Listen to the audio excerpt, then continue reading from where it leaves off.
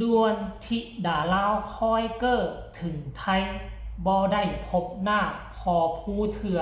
มือใดจังสิกับบาทนี่นะสวัสดีสบายดี FC แฟนครับมีข่าวให้ข่าวบ่ค่อยดีเนาะอยากจะมามาลงก่อนที่จะไปลงเรื่องเกี่ยวกับน้องธิดาลาวทานผู้ชมก็คือว่ามีโจรมีขโมยเข้ามาลักกบเจ๋เบาลาวคาดว่าน่าจะลักมือคืนนี่ตอนประมาณตีหนึ่งตีสองเพราะว่าเมื่อวานนี่ฝนตกตั้งแต่6 โมงแรงตกจนจำ11-12 โมงเจ๋เบาลาวก็ไปก้านกบก้านเขียดได้กบมา9 ตัวเอามาปล่อยร่วมกันใส่บอที่เจ๋เบาลาวเคยเลี้ยงกบเลี้ยงกับที่เหลือประมาณ17 ตัวกบหน้าที่ไปใต้มาสะสมไว้รวมๆแล้วเกือบ40 ตัวเขาลักน่าจะลักตอนกลางคืนเมื่อคืนนี่แต่ว่าตอนเช้านี่บ่ได้เกลือกบไปเกลือไก่แล้วก็แล้วซึ่งมันอยู่ม่องเดียวกันแต่บ่ได้สังเกตมาเห็นตอนประมาณ3 โมง2-3 โมงตอนบ่ายมาเห็นดอกไฟตกลงพื้นแล้วก็เห็นห้อยตีนเหยียบและเนระนาดหัวหักลงอ้าวโจรเข้าลักกบเข้าไปเปิดเบิ่งกันน่ะกระเบื้องที่เขาปกไว้เห็นกบตัวใหญ่ๆซ้ำนี่น่ะซ้ำก้อนดินจีซ้ำก้อนอิฐน่ะไปเมิดแล้วบ่เหลือจักตัวใครเต็มท้องท่านผู้ชมเหลือใจแฮงมื้อนี้มัดสายไปตัดไม้เป็น20 กว่าลำเอามาล้อมใส่ไม้แล้วก็ไปตัดหนามเล็บแมวมาทิ่มใส่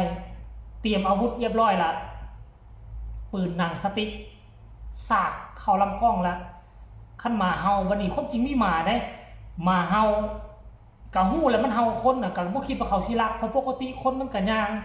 ไปย่างมาใต้กบใต้เขียดอ้อมเฮือนอยู่นี่แหละทำผู้ชมเฮือนใกล้ป่าเด้เสียใจที่สุดระมัดระวังเด้อ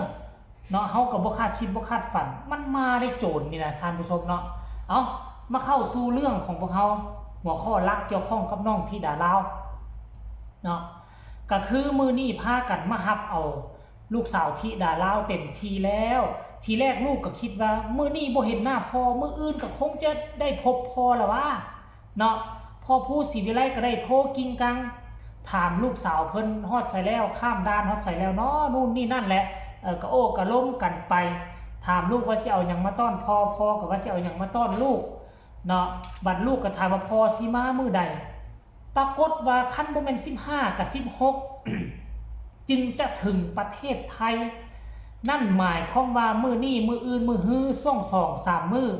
น้องธิดาลาวก็อาจจะได้อยู่กับซิดพีเคตาหวังยายรุ่นกับพี่ป่าจะเป็นผู้ดูแลแทนพ่อแทนแม่นั่นเองสิ่งที่น้องอยากพบอยากเจอ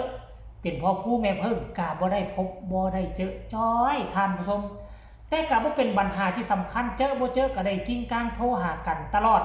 อย่างน้อยๆก็อยู่กันครบหน้าครบตาท่านผู้ชมตาหวังยายรุ่นพี่ปาด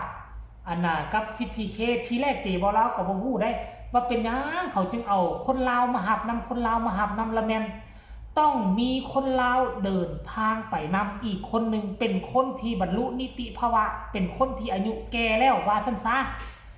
คันว่ามีแต่น้องธิดาลาวคนเดียวเดินทางไปกับคนไทยไปเดินทางไปกับคนต่างประเทศเขาก็สิกล่าวหาว่าตัวยั่วสิไปติดข้อว่าฆ่ามนุษย์ไหนสิถูกข้อหาว่าตัวยั่วเด็กน้อยเข้าไปต่างประเทศมันจะผ่านด่านบ่ได้ก็เลยเอาปรารถนามาหับนำนั่นเองเนาะท่านผู้ชมรายละเอียดให้ทุกคนไปชมคลิปนี้พอกับลูกเขาเจ้าโทรหากันนะว่ามื้อใดแท้นั่นจึงจะได้พ่อหน้ากันไปชมคลิปนี้นำกันโลด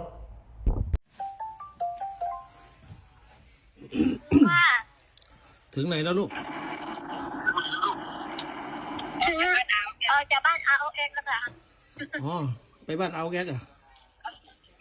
เอาอ่างพอได้กินอ่างพอได้เปิดพ่อเปิดกล้องเลยค่ะพ่อเปิดแล้วหนูยังไม่เปิดมันเปิดยังไงอะคะพ่อเปิดนานแล้วน่ะ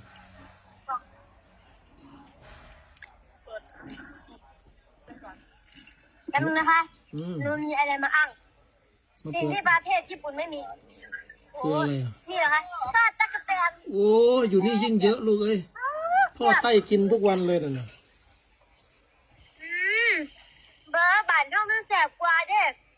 ส่งยุทธา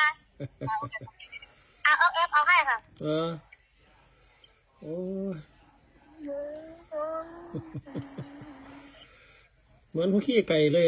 ผู้ดัง พ่อก็อยากแบบ หืมระวังก้างมันคาคอนั่นน่ะขามันน่ะ นะคะกินกับข้าวพอดีมากเลยแต่ตาเนี่ย ผู้ดังยุบยับยุบยับเหมือนขี้ไก่เลยผู้ดัง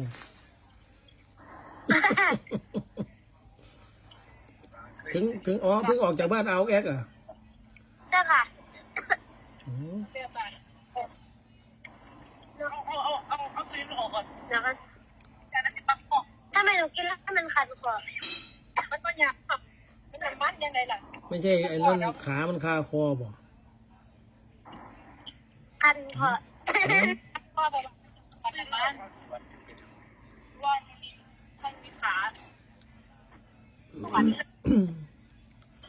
เอาให้พี่ปรารถนากินด้วยหน่อยสิ พี่ป๋ากินอยู่พ่อ ได้กินอะไรอ่ะลูก พิซซ่าเลยพ่อ ท่าน หนูก็กินหมดอันนึงละ นี่หน้านะมันถึงไม่ถึงบ้านสักที เพราะมันไปกินพิซซ่านะมันน่าจะกินพิษไวกว่านี้เนี่ยมันจะถึงบ้านนั่นน่ะ ไม่ถึง30 นาทีเลยพ่อแม่ ไม่ต้องกินพิษไวมันถึงจะถึงบ้านกินพิซซ่ามันก็ซ่าอยู่นั่น พิซซ่ามัน ตอนนี้กำลังกินพิซซ่าอยู่ค่ะ พ่อจะมาถึงวันที่15จริงใช่ไหมคะ ถึงไทย15ถึงบ้าน16ครับ บ้านหมอพ่อยายก็บอกนะถึง10เกิดเดินทาง ถึงบ้านวันที่16 เห็นบ่ล่ะเสื้อปุ๋ยเว้านัวหัวมวนกินไปน้ำเว้าไปน้ำส่วงขณะพอผู้กำลังโทรหาลูกสาวก็กำลังอยู่ในรถเดินทางไปที่ด่านนั่นเองเนาะท่านผู้ชมซึ่งกะพอผู้กระบางใจแล้วล่ะมีปรารถนาแล้วก็ความจริงแล้วมาหับ 2-3 คนก็ได้แต่ว่าด้วยความว่าที่ดาลาวคือลูกคือเต้าคือลูกคือหลานต้องเกณฑ์กันมานำมียายสีกับตาสมัยบอกขั้นจำบ่ผิดตาวังยายลุ้นแม่เพชรบอกซิทีเคแล้วกับอีกคนหนึ่งปาก7 คนมาหับคนสำคัญ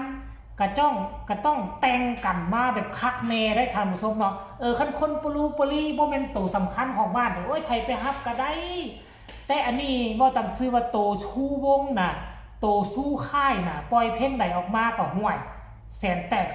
กภายในบ่กี่เท่าใดวันท่านผู้ชมเพราะฉะนั้นพอผู้จึงให้ความสำคัญกับลูกสาวคนนี้หลายสนอกว่าเนาะเอ้าคลิปนี้ก็เอามาฝากเอามาต้อนกันเพียงซ้ำนี้อีกคลิปนึงก็แล้วกันก่อนนอนฝากกดไลค์กดแชร์กดติดตามที่สำคัญอย่ากดข้ามโฆษณาเนาะผู้ใดมีคำตำหนิติชมคำคิดคำเห็นส่งข่าวมาได้ทางใต้คอมเมนต์สำหรับคลิปนี้ลาทานผู้ชมไปก่อนสบายดี